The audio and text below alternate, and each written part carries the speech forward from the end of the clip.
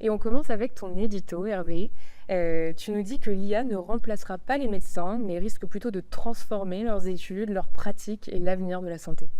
Oui, ça me paraît certain. L'IA, c'est formidable, ça va tout modifier et l'enthousiasme est général. C'est même un peu génial et vertigineux à la fois.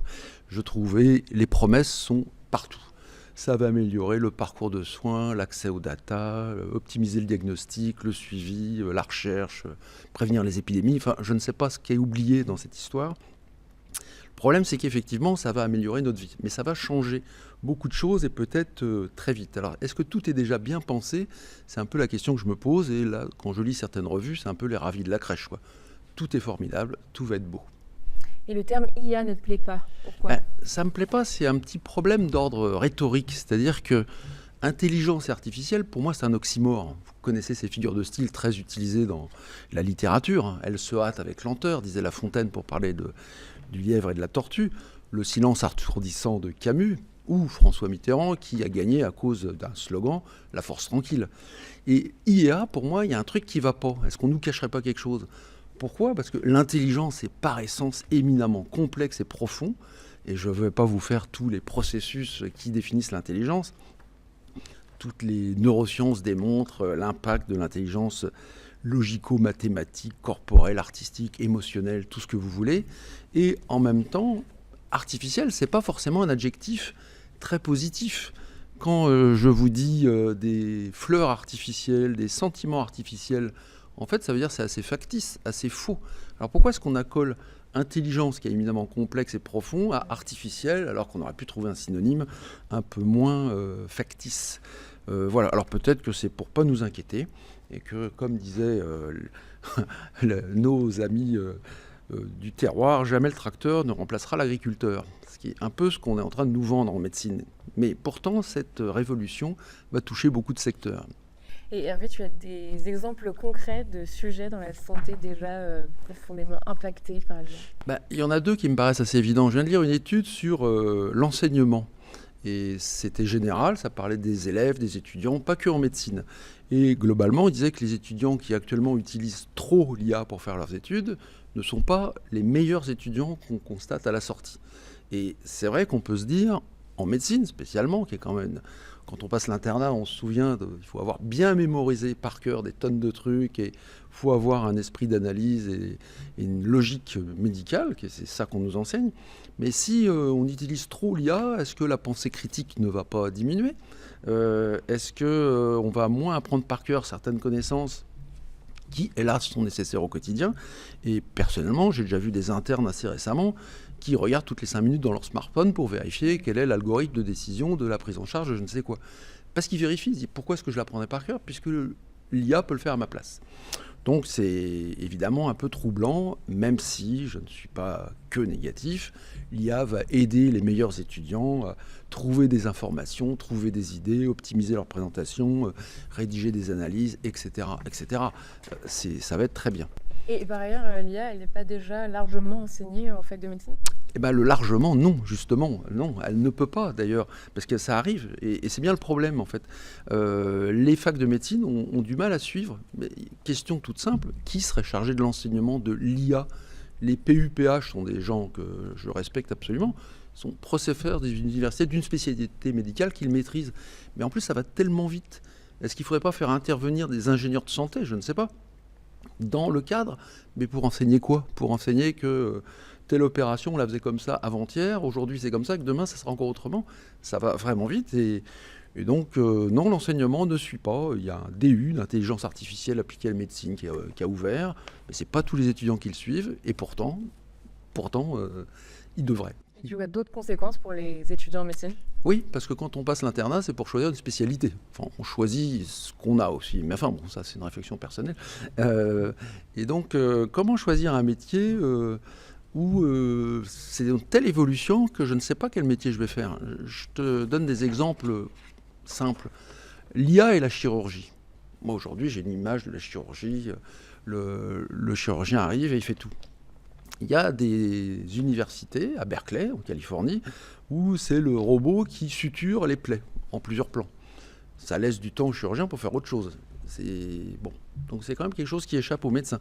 Le robot Da Vinci, qui est bien connu, il fait déjà de façon semi-automatique tout un tas d'opérations, notamment des ligatures assez invasives. Et ça va s'accélérer, soyons sûrs. À Strasbourg, en France, en chirurgie digestive, l'IA est un assistant chirurgien. En fait, l'IA apprend tellement vite qu'en regardant 50 opérations de la vésicule biliaire, elle sait le faire. Au bout de 120, elle est capable de remplacer le chirurgien en lançant des alertes sur les gestes qu'il fait. Donc, et demain, c'est-à-dire demain, c'est dans 1 an, 2 ans, 3 ans, je ne sais pas, est-ce que l'IA ne va pas remplacer le chirurgien? En tout cas, qui va être l'assistant de qui? Est-ce que le chirurgien va être l'assistant de l'IA ou l'IA l'assistant du chirurgien? C'est un peu le truc qui se profile. Voilà. Alors après, nous avons un radiologue qui pourra nous donner son avis, mais la radiologie, l'échographie, est-ce que l'IA n'est pas en train de bouleverser en lisant beaucoup plus vite qu'un radiologue des clichés et en les comparant à des milliers de bases de données qui existent? C'est une vraie question. Et comment est-ce que le radiologue va demain apprivoiser l'IA pour se libérer du temps, sans doute pour mieux parler avec ses patients? Ce qui est une réflexion personnelle. J'ai des copains radiologues qui ont, à mon avis, choisi cette spécialité pour ne pas trop parler avec les patients. Mais il va falloir qu'ils reviennent à leurs premières amours. C'est les mecs, c'est les patients dont on s'occupe, c'est pas des clichés. Voilà. La radiothérapie, c'est pareil. Le dernier congrès européen de radiothérapie avait comme thème: le parcours de soins en radiothérapie sera-t-il entièrement assuré par les robots en 2040?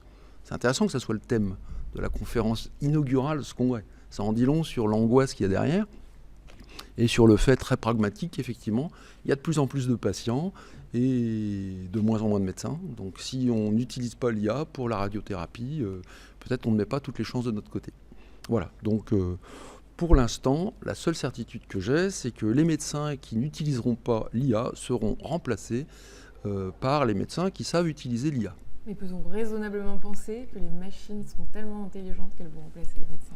Alors ça, c'est un pitch pour un film de science-fiction.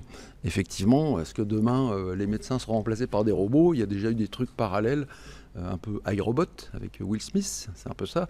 C'est sûr que ça va tout changer. Les médecins vont devoir revenir sur d'autres préoccupations, peut-être les cas difficiles, améliorer les robots, rendre l'ensemble plus cohérent, plus flexible.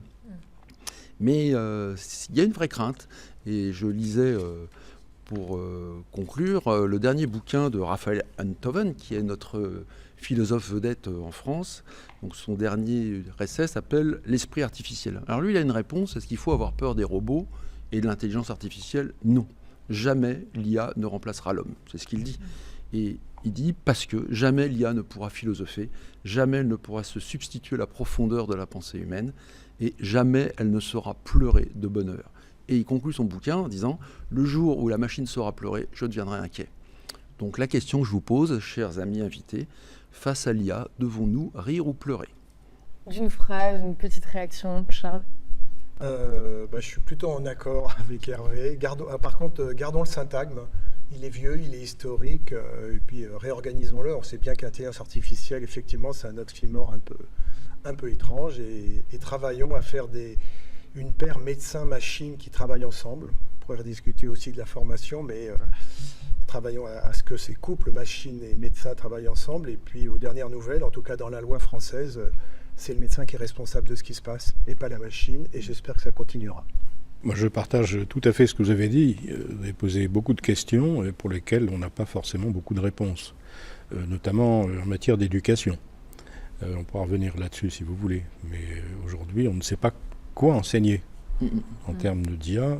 Je ne pense pas qu'il faille enseigner aux étudiants en médecine les méthodes de l'IA. Il faut leur enseigner comment se servir de l'IA, les limites de l'IA, comment est-ce qu'on manage l'IA, je crois. On peut revenir là-dessus si vous voulez. Moi, je suis persuadé que les progrès de l'IA sont tellement phénoménaux qu'on ne va pas être capable de les arrêter. Donc, il faut que nous, en tant qu'humains, on s'adapte à l'IA, mais c'est illusoire de dire qu'on va être capable de stopper les progrès de l'IA pour prendre à la place quelque chose de plus humain. Donc, c'est à nous de nous adapter pour répondre à cette contrainte. Merci beaucoup, vous avez bien répondu au brief, c'était concis. Merci beaucoup Hervé. On se retrouve à vous, bon débat. Le mois prochain et on passe au débat.